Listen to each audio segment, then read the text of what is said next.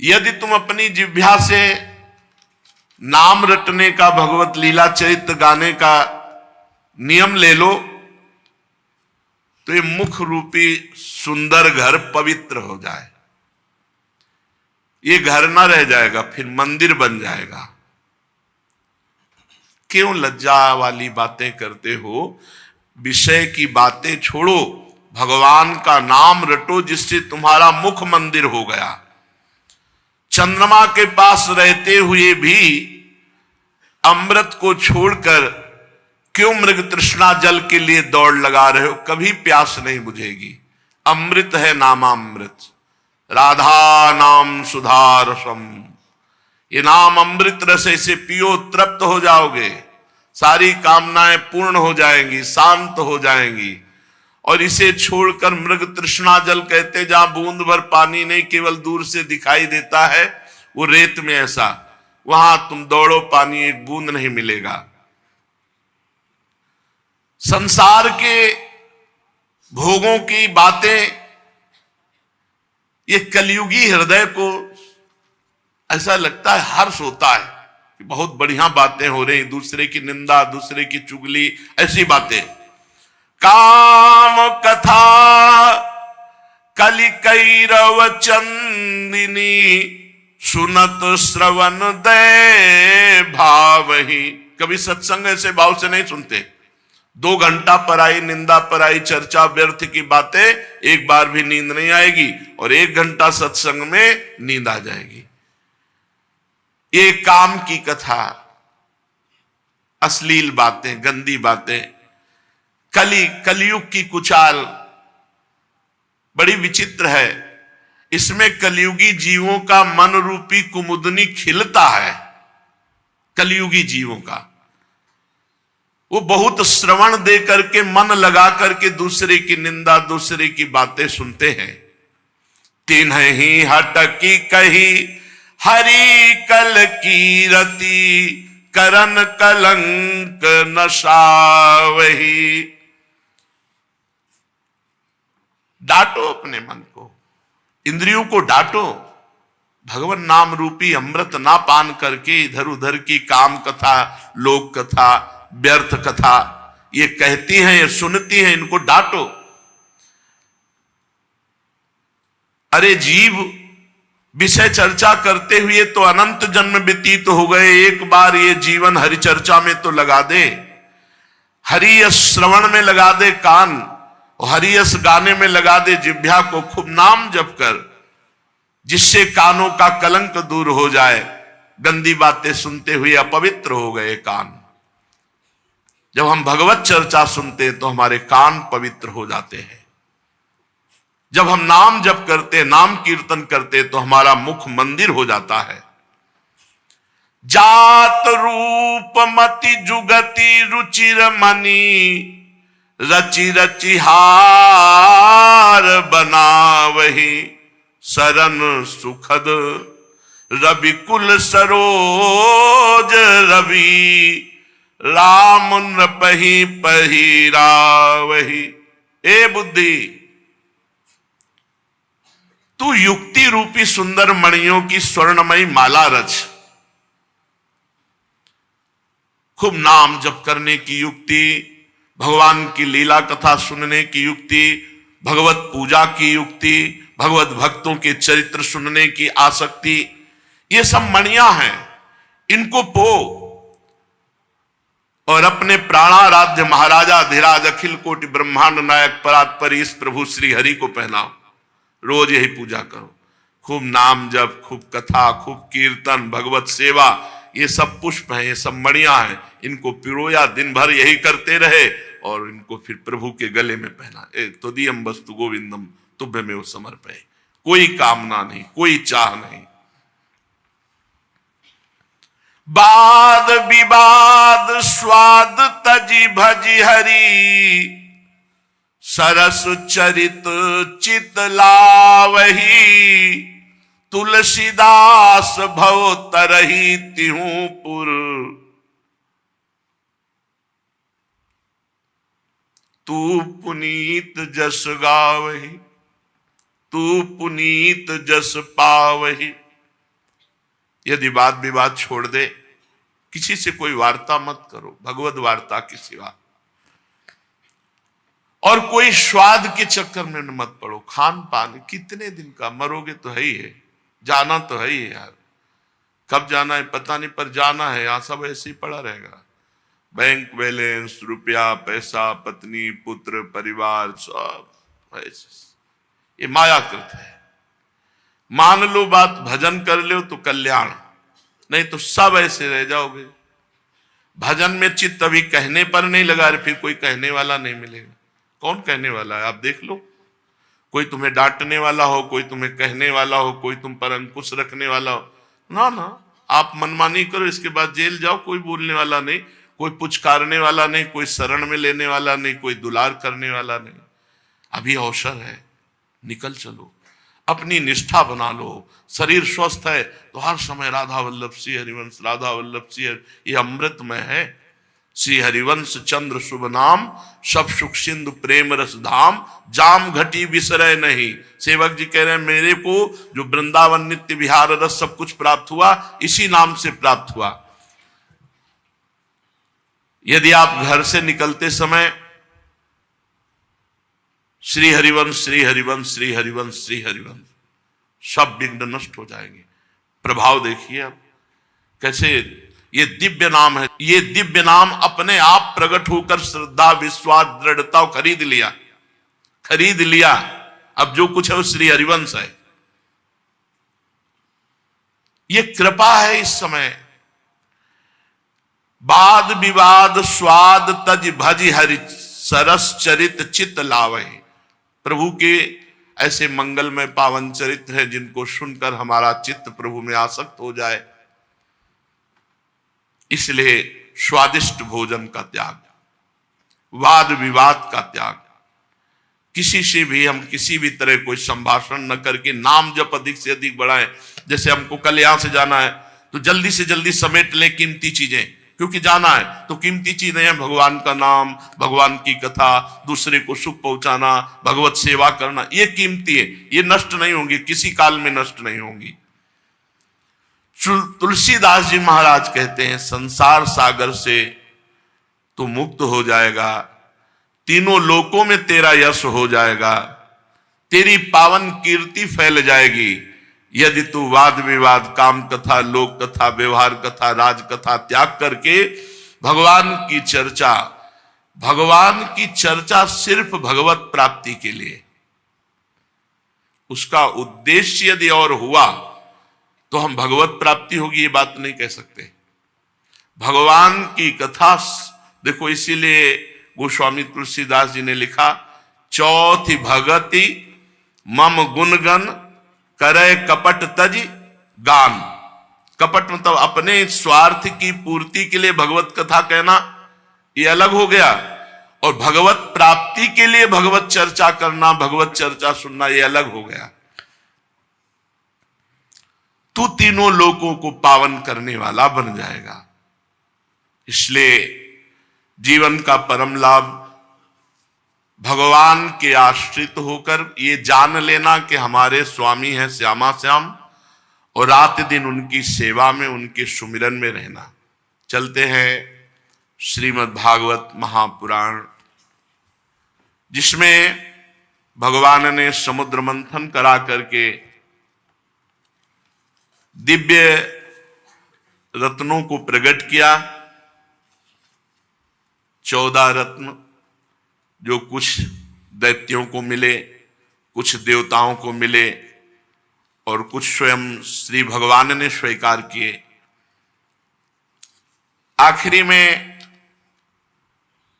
भगवद अवतार धन्वंतरी जी अमृत का कलश लेकर, तो अमृत का कलश देखते ही दैत्यों ने बलपूर्वक छीन लिया। भगवान सर्व सामर्थ्यशाली है। देवता बड़े चिंतित हो गए कि जिसके लिए हम इतना प्रयास कर रहे हैं वो प्रयास तो निष्फल हो गया। भगवान तो अमृत कलश देखते ही रह गए धन्वंतरी जी, और दैत्य छीन ले गए। भगवान ने कहा तुम चिंता मत करो, मैं अभी अमृत तुम्हें पान कराता हूं। इससे एक बल मिलता है। साधक जब साधना करता है तो उसकी साधना को बाधा पहुंचाने के लिए माया उसकी पहुंचते पहुंचते हटा देती है। जैसे सब कुछ हो गया, अमृत निकल आया, पर पीने को नहीं मिला, दैत्य ले गए। तो भगवान के यदि आश्रित है तो कोई भी बाधा उसे परास्त नहीं कर सकती। सीम की चाप सके को ताशु, बड़ रखवार रमापति जाशु। भगवान ने मोहिनी रूप धारण किया और स्पष्ट भगवान ने कहा कि देखो, हम कुलटा हैं, स्वच्छंद चारणी हैं, हम पर विश्वास न करना। और मुस्कुराकर स्त्री सुलभ कटाक्ष, ऐसे सुंदर कि भगवान शंकर मोहित हो गए थे। सोचो, पास में त्रिपुर सुंदरी अंबा रहती है, त्रिपुर सुंदरी है, त्रिभुवन में कोई सुंदर अंबा जैसा नहीं है। तो अंबा पास में रहती है तो भला वो सुंदरता से मोहित क्या होने वाले। पर भगवान की ऐसी सुंदरता थी कि भगवान शिव मोहित हो गए। तो ये दैत्य बेचारे कैसे नहीं मोहित हो जाते। इन्होंने अमृत कलश हाथ में दे दिया। भगवान ने कहा उचित और अनुचित जो भी हम करें तुम हमें दोष नहीं दोगे, तो हम अमृत कलश में अमृत बांटने के लिए तैयार हैं। दैत्यों ने कहा नहीं टोकेंगे। पहले भगवान दैत्यों की तरफ से गए, पर नेत्रों के कटाक्ष से बांधते हुए अमृत किसी को नहीं पिलाया। पर जब देवताओं की तरफ पंक्ति में गए, दोनों पीठ किए पंक्तियां बैठा ली थी कि एक दूसरे को देख न सके। बड़ी रफ्तार से भगवान पिलाते चले जा रहे, तो दृष्टि दैत्यों की तरफ थी। इतने में राहु नाम का एक दैत्य ने सोचा कि आखिरकार हो क्या रहा है। उसने देखा, तुरंत मुड़ना ही था, ऐसे किया सो सूर्य चंद्रमा के बीच में था। सूर्य चंद्रमा ने कहा प्रभु ये राहु दैत्य। भगवान ने सुदर्शन चक्र का प्रयोग किया, जिससे अमृत अभी नीचे नहीं उतर पाया था, तो नीचे तो मृत हो गया, ऊपर का दिव्य हो गया। अमृत पान करके वो आज भी सूर्य और चंद्रमा को, पूर्णिमा और अमावस्या को ग्रहण लगते हैं। पूरा अमृत पिला दिया देवताओं को, कलश सामने फेंका दैत्यों के, और अपने स्वरूप में आ गए। अरे उनका ये तो हरि है, हमारे साथ तो बड़ा धोखा हुआ। भगवान गरुड़ को बुलाया, गरुड़ पे बैठे उड़ गए। अब देवता और दैत्यों में भारी युद्ध प्रारंभ हो गया। परम पुरुष भगवान की अहेतुकी कृपा से देवताओं में कोई घबराहट नहीं थी, क्योंकि अमृत पान कर चुके थे। नवीन उत्साह का संचार, विविध प्रकार से दैत्यों और देवताओं का युद्ध हुआ। बलि ने कहा इंद्र, जो लोग काल शक्ति की प्रेरणा से अपने कर्म के अनुसार युद्ध करते हैं, वो जीत और हार, यश और अपयश और मृत्यु इनकी परवाह नहीं करते हैं।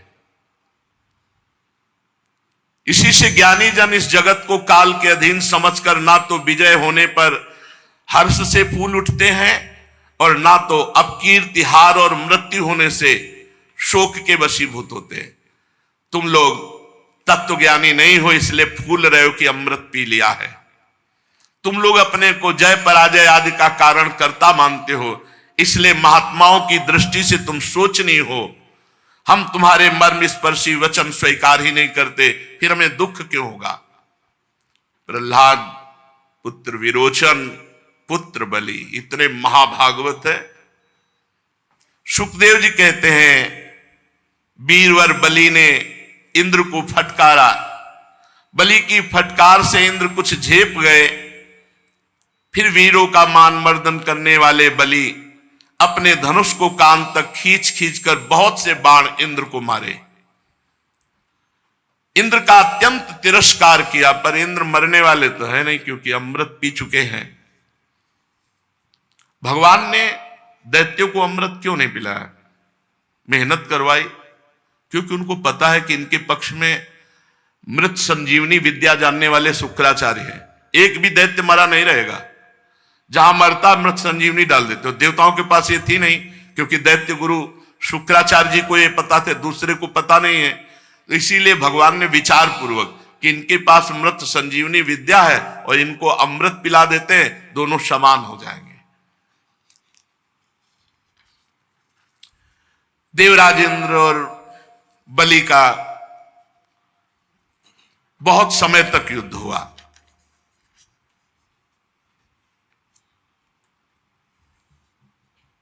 त्वष्टा की तपस्या का सार जो वृत्तासुर प्रकट हुआ था,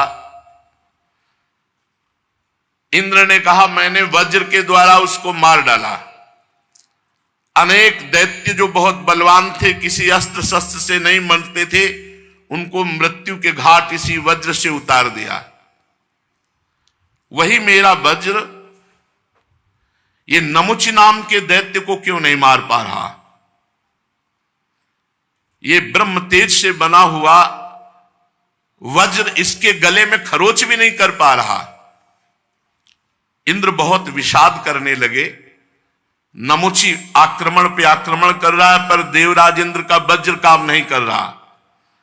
तो आकाशवाणी हुई कि ये दानव न सूखी वस्तु से मरेगा न गीली वस्तु से, इसे वर मिल चुका है। सूखी या गीली वस्तु जो ना होगी उससे मर जाएगा। इसलिए इंद्र इस शत्रु को मारने के लिए विचार करो जो सूखी और गीली वस्तु ना हो। आकाशवाणी सुन करके बड़ी एकाग्रता से विचार करने लगे कि कौन सी ऐसी वस्तु है जो सूखी या गीली नहीं है, उससे मारा जा सके। तो ध्यान में आया भगवत प्रेरणा से फेन। फेन ना सूखा है और ना गीला है, इसलिए उन्होंने समुद्र का फेन लिया और फेन फेंका, तो फेन से उसकी गर्दन कट गई जो वज्र से नहीं कटी थी। गंधर्व शिरोमणि विश्वावसु तथा परावसु गान करने लगे, देवताओं की दुंदुभियां बजने लगी, नर्तकियां आनंद से नाचने लगी। इस प्रकार वायु, अग्नि, वरुण आदि दूसरे देवताओं ने भी अपने शत्रुओं को परास्त किया। ये भगवान की लीला होती रहती है।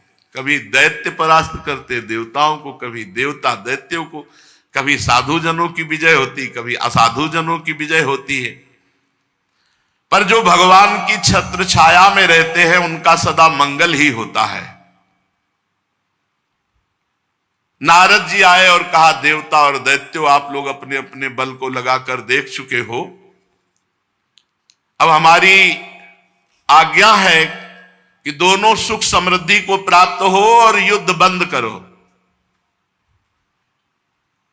सुखदेव जी कहते हैं देवताओं ने देवर्षि नारद की बात मानकर अपने क्रोध के वेग को शांत किया और फिर दैत्यों ने भी वही बात मानी और युद्ध बंद हुआ। नारद जी एक ऐसे महात्मा हैं कि देवता मतलब कंस के पास जाते हैं तो वैसे सम्मान, वसुदेव जी के पास तो वे कहीं भी जाएं इनका कहीं तिरस्कार नहीं, और सबको ऐसा लगता है मेरे हित की ही बात कहते हैं। जो मरे हुए दैत्य थे, देखो शुक्राचार्य जी ने अपनी मृत संजीवनी विद्या से उनको जीवित कर दिया। किसी के कोई घाव नहीं, कोई कटे अंग नहीं, सब स्वस्थ। इसीलिए भगवान ने देवताओं को अमृत पिलाया। बलि जी भगवान का चिंतन करते हुए न दुख न सुख। जब ये सुना कि भगवान ने मोहिनी अवतार धारण किया है, असुरों को मोहित करके देवताओं को अमृत पिला दिया, तो सती से कहा देखो हम जा रहे हैं भगवान के जहां जहां अवतार होते हैं वो अवतारों के दर्शन करते हैं, अब हम इस मोहिनी अवतार के दर्शन के लिए जा रहे हैं। देवी ने कहा कि हम भी साथ चलेंगे, माता जी ने। तो कुछ गणों ने, नित्य पार्षद जो हैं, उन्होंने कहा हम भी साथ चलेंगे, भगवान के दर्शन करेंगे। भगवान गौरी शंकर और उनके पार्षद ये सब भगवान के धाम पहुंचे। भगवान मुस्कुराए, सर्वांतर्यामी हैं। खड़े होकर प्रणाम किया भगवान श्री हरि ने, विराजो महाराज। आज ये शिव परिकर कैसे पूरा आगमन हुआ, कारण क्या है? महादेव जी ने कहा, समस्त देवताओं के आराध्य देव आप विश्व विजयी जगदीश्वर जगत स्वरूप हैं। समस्त चराचर पदार्थों के मूल कारण ईश्वर और आत्मा भी आप ही हैं। इस जगत का आदि अर्थात प्रकट करने वाले, मध्य अर्थात पालन करने वाले, अंत अर्थात प्रलय करने वाले आप ही हैं। आप अविनाशी हैं, आप हमारे स्वरूप हैं। आप दृष्टा दृश्य, भोक्ता भोग भाव से रहित है। वास्तव में आप चिदानंद मात्र ब्रह्म है। प्रभु, ये हमने आपका अवतार सुना है, मोहिनी अवतार।